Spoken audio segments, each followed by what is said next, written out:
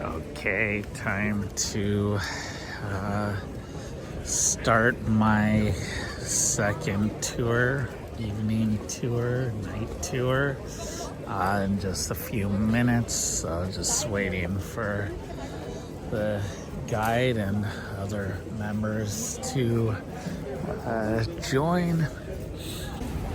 So we're going to learn about the dark side here in Edinburgh. Hear about the stories and the darkness of the past. Where we are right now, guys, this is where I want to tell you about the Nor Loch, or the North Lake as it's known as, in just plain English. And it actually stands just underneath this balcony. Now, when you look over the balcony, if you can, it doesn't really look like a lake anymore. It's now the train station. And if you followed the train station and went along this balcony, it also becomes the Princes Street Gardens. You know that really lovely public park sits right underneath the castle? Well, it was where the gardens are now and the train station, the site of this great lake, a human-made lake. Stood next to the castle, actually started about a centimetre water, filled it in, and it made it a moat to protect people. But this lake that was down there, that stood next to the castle, was not a nice place to go for a swim on a summer afternoon. It was not a nice place to go for a whiskey in the evening. It was actually really rancid and foul smelling for loads of different reasons. One of them being, say for example, you had your eyeball gouged out by a spoon. That was the water that they threw it into, basically to get rid of it. And if you got your tongue removed, your hands, your feet, your head, your intestines, well, just like that, it ends up inside the water. So it's a really, really disgusting place of cruelty, punishment, and sometimes you would see headless bodies, and then the bodies would actually be floating away somewhere in the distance along the lake. And these... So, dark story about the lake that no longer exists, and this hotel right here.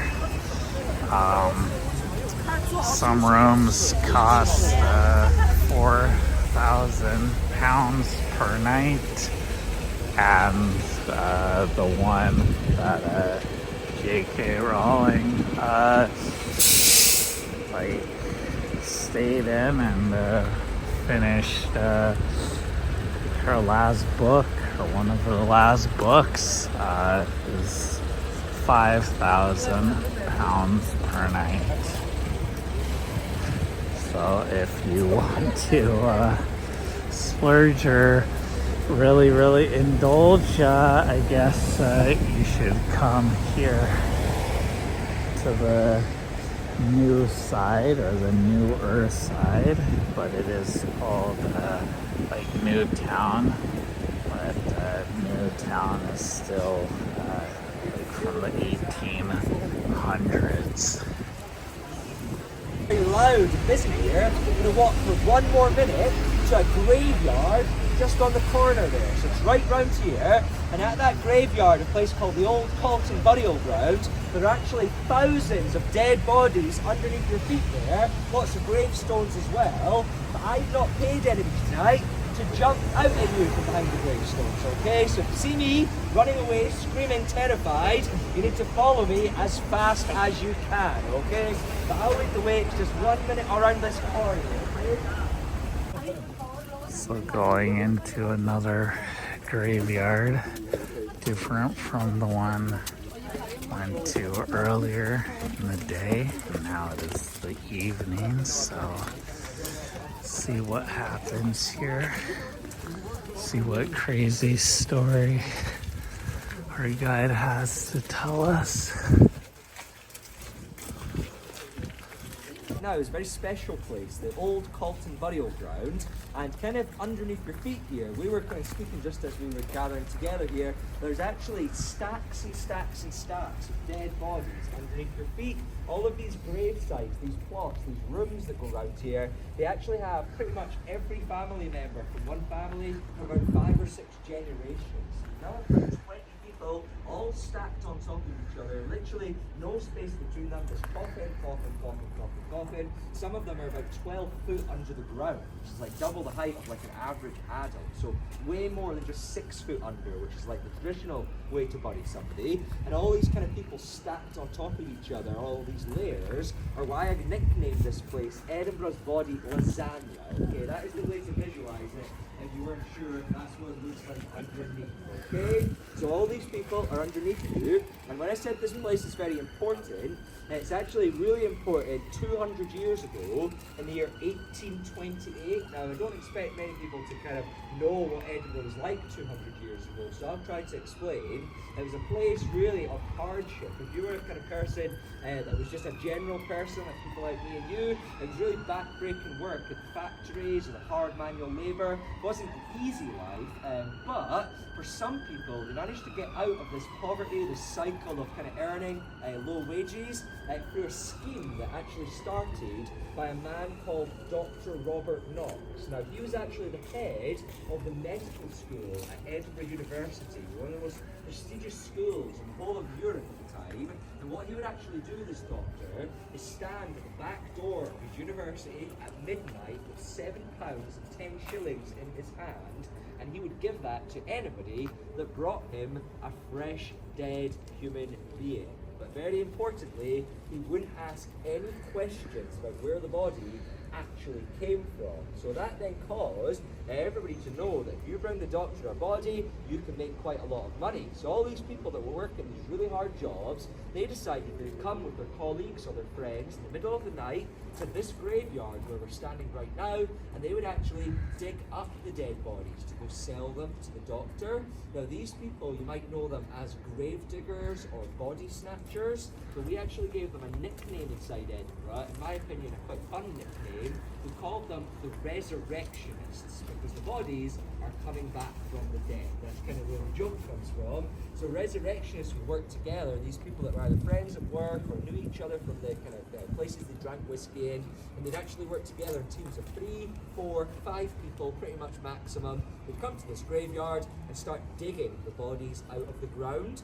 Now when they got these bodies out, they had to check them to see if they were fresh and make sure there was no major parts missing. If there was fingers or things like that gone, that would probably be alright, but you couldn't go without a head or a hand or a leg or something like that. And if the body looked okay, what you would actually then have to do is remove all of the clothing from the body. You'd have to take off the top, the trousers, the socks and the underpants, and leave it all behind inside the grave. Then you could actually put a naked dead body over your shoulder as you smiled and whistled a happy tune as you walked away, because nobody could stop you at that point. That was a perfectly legal thing to do as long as the body was naked.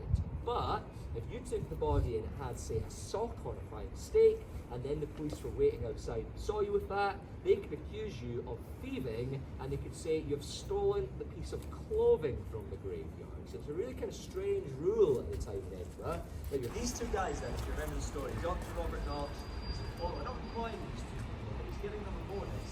These two guys are bringing dead bodies, but they're actually warned when they arrive at the back door. Now these two men, they actually are very notorious inside Edinburgh. Their names are William Burke and William Hare. You may have heard of their names before, but they came to this graveyard, to pretty much this spot where we are right now, and they tried to dig up a dead body, but they actually found it difficult because there's other gangs there trying to keep it to the best ones. It's cold, it's wet, it's windy, it's quite really a horrible task to do that. It's not easy.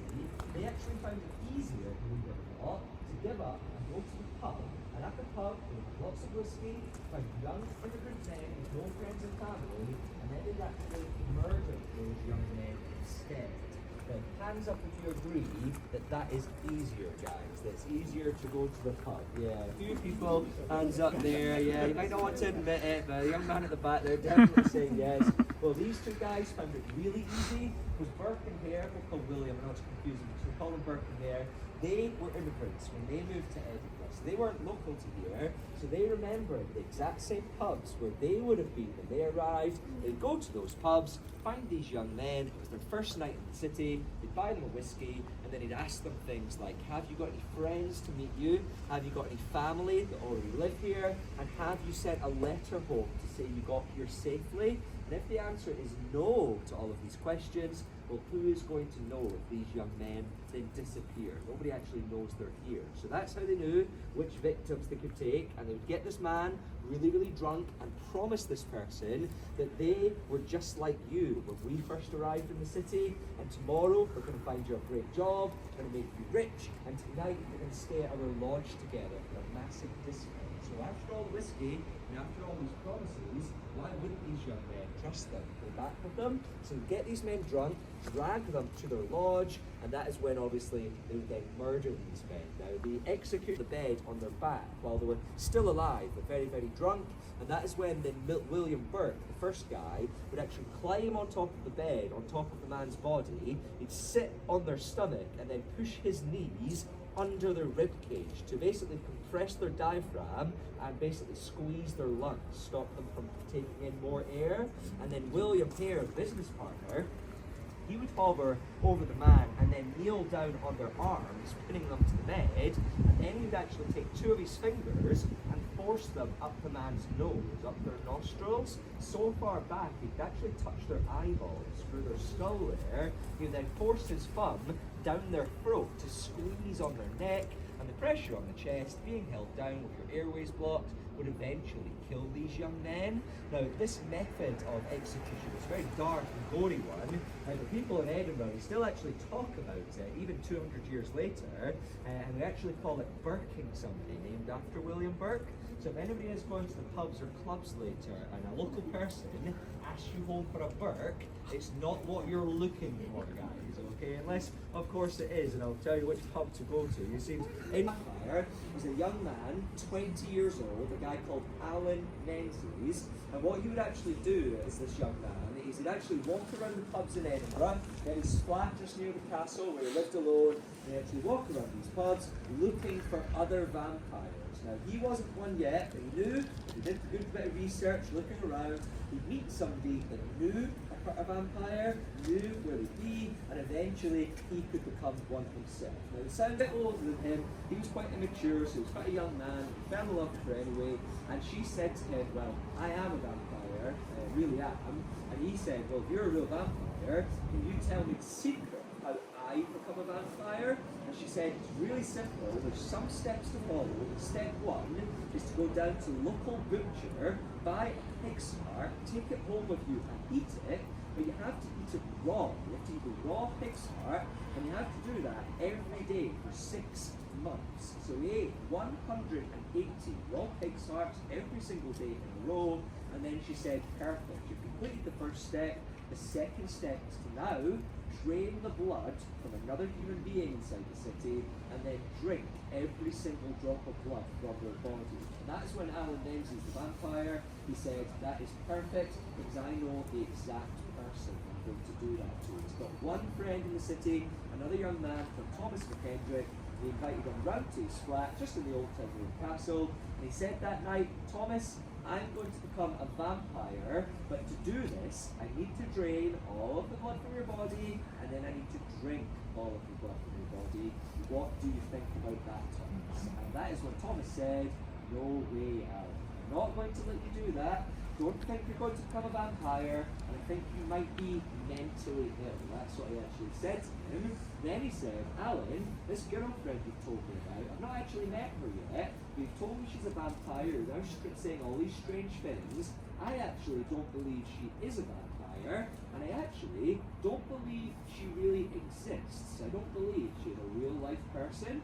And when Thomas said that to Alan got extremely angry, and he actually picked up a blunt object from the side of his fireplace and began to cave in the skull of Thomas. He actually hit him 12 times on the side of the head, cracked open his skull and knocked it to the floor, and then his brain basically on the carpet, basically turned it into mush with that object, basically smashed it into the carpet.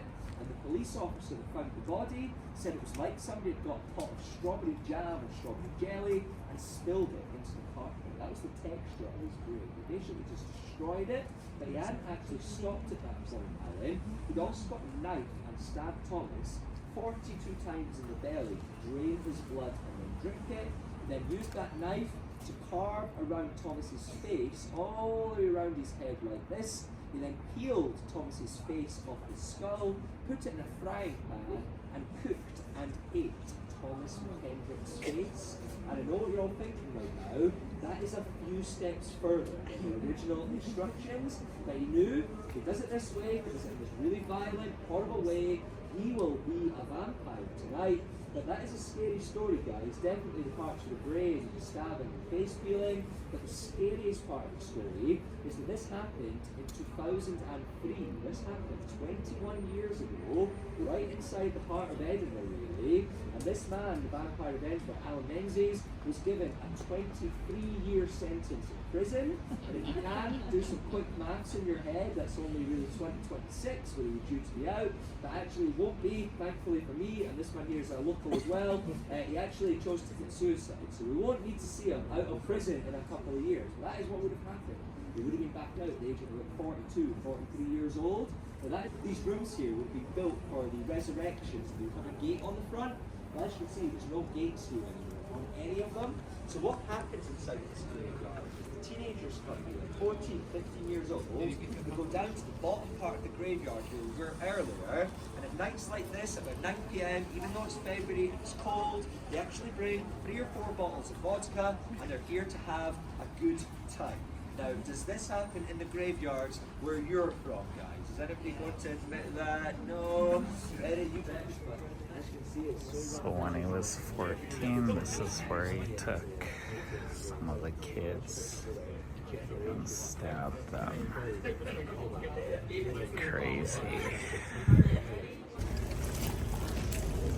Crazy things happening here as we make our way out of the graveyard. But you can feel the creepiness. I've never actually remember myself being in a graveyard at this time of night. So, and hearing those stories definitely extra feel of creepiness. So it'll be nice to get out of here. White bridge with the lights on it, that's where we crossed earlier. So we started the tour just on the side of the old town, just over there. Castle just in the distance at the top of the rock. And then down at the bottom of the street, well, there's that hill that I spoke about, Arthur's Seat. See just behind me, the silhouette of it? That's where all the bodies were buried 400 years ago, Arthur's Seat. Now, Arthur's Seat is a very popular place to climb. And you might think, well, morning, afternoon, that's when people do it. But you might have seen Torchlight. You see somebody up there just now. People climb it at any time. You climb it at 1 a.m. Snow and ice, bad weather. But I'd say, be careful if you're planning on doing that. It's not the most easily navigated place in the dark when it's like this. So just be careful because down and Sunnybean lived inside those caves right underneath the hill. And what he would do once or twice a week is come out to the road between Edinburgh's old town and the villages that were around the hill, and what he'd be looking for was people travelling on the road, people that were weaker than him, that were smaller than him, and if he could, he would then grab them, drag them down underneath his hill and his cave, and that is when he would actually eat those people alive. He was actually a cannibal living down there, and Sunnybean actually one day went up that road, grabbed a young lady and actually took her down inside that cave, decided it's actually not the right thing to eat this person, time to actually start a family now. And when he started his family with this lady and lots of children, and when his daughters had grown up to be old enough, he then started to have children with his own daughters, and then his granddaughters, and before you know it, the Bean family was about 44 people, including Sunnybean, the kind of head of the family, and no matter which way you looked at the family tree, he was the father of every single one of them. So we had this incestuous family, and that family, just like him, well, they loved going up to the road, they loved looking for people, people, and they liked to feed people down into the cave, and that family ate anywhere between 175 and 250 people while they lived inside Arthur's Seat. So a really quite terrifying family, the Aberdeen family. And there was actually a Hollywood film made about that family, a film which was actually taking the story of the incestuous family of cannibals, and then they moved the location to the Rocky Mountains in the USA. They actually called that movie The Hills Have Eyes. Now, hands up if you've heard of or seen The Hills Have Eyes. Heading down now. Another crazy story from the past. If any of you brave people want to go over there and explore, I am not brave enough. But it happened over 500 years ago. Family of cannibals.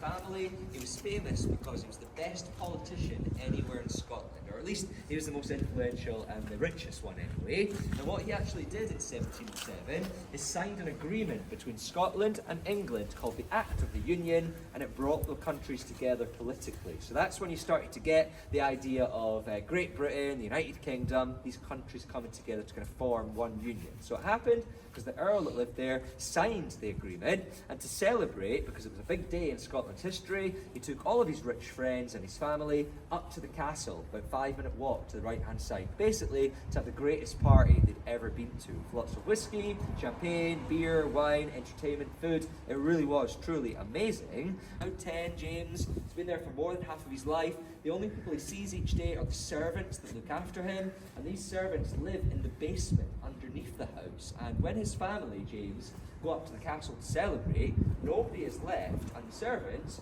are sleeping down in the basement, about 4 floors underneath the building. The basements can actually go quite far down in this part of town. And what he decided to do that night is break out of his jail cell, out of the tower, go down the staircases, down through the house, and then down into the basement, and he actually watched the servants sleeping. Now, once he'd watched them for long enough, he decided he'd come up with an idea of how to cause a bit of mischief, a little bit of panic in this family. So he woke up the 5-year-old son of the servants, took this little boy's hand, and actually walked him back up all the stairs, up to the kitchen inside the household up there. And that's where he decided this is where he's going to do this little bit of his plan, this bit of mischief. So what he decided to do is pick up a metal skewer from beside the fire, a bit like my umbrella, and when he took the sharp pointy end on this side here, he actually began to stab it through the belly button of the 5-year-old boy, and he actually squeezed the metal up through his chest between his heart and his lungs until it actually came out his neck on the further side of his head. And what he did then is picked up this side, the metal sticking out, this side, the stick parting out here, and he actually hoisted the boy up into the air and then put him on the open fire inside the kitchen, and he actually began to roast the little boy alive, like a little pig on a spit. And he cooked him for a couple of hours until his meat was juicy and tender, and then he carved the meat off the boy, put it on a plate, went up to the dining room, sat down with the cutlery, the china, the napkin in his little chest there, and he actually began to eat as much as he could of the 5-year-old boy until he was full. He then left the plate of meat on the table, went back up to his bedroom, locked the door, and then had the best night's sleep he's ever had. He had no idea about escaping, running away, carrying on his big plan. He just saw his opportunity to really do something really evil, and he ate and killed this little boy. But his father, if you remember, and the rest of the family have been at the castle until about 6 in the morning. The sun's coming back up, they're absolutely wasted, had so much whiskey, so much wine, so much beer. They come staggering back down the Royal Mile, and the Earl goes into his household there. But before he goes to his bed, he's feeling quite peckish for a midnight snack. He's feeling quite hungry, after we often do after a big drink. He goes up to the dining room, sees a plate of meat on the table, the cutlery's ready, the chairs even pulled out for him, and he thinks the servants have left behind for their master a meal before they went to their bed, and he begins to eat as much as he can of this little boy. And I know what you're about to ask me right now: are there any good vegan restaurants inside Edinburgh? Is that what you're all thinking, guys? Wow, tour's over. Hope I don't have any nightmares or something. Definitely creepy, but very interesting and great tour guide. So now just walking along. Not sure my plan now, just kind of gradually walking back towards my hotel. Maybe I'll stop somewhere along the way. And yeah, but very interesting and creepiness here, so I'll have to watch some Netflix that aren't of the horror nature before I go to bed. I love the name of this bar or whatever, Angels and Bagpipes.